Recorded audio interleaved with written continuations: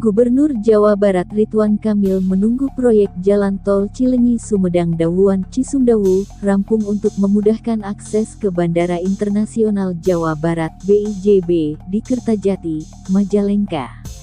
Rencananya, Tol Cisumdawu mulai beroperasi akhir tahun ini atau paling lambat awal 2022. Nunggu yang akses Cisumdawunya tembus, sehingga full. Jadi dari Bandung ke Cipali ke Kertajatinya langsung, kata Emil, sapaan akrabnya, di Gedung Sate, Kota Bandung, Selasa kemarin.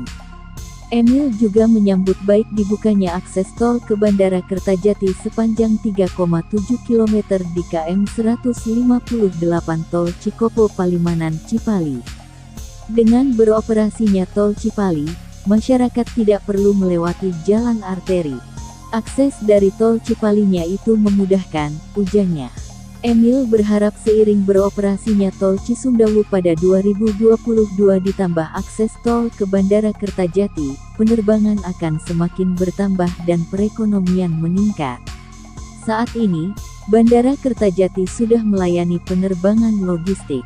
Namun, ia mengingatkan kebijakan penerbangan penumpang maupun logistik merupakan kewenangan Kementerian Perhubungan.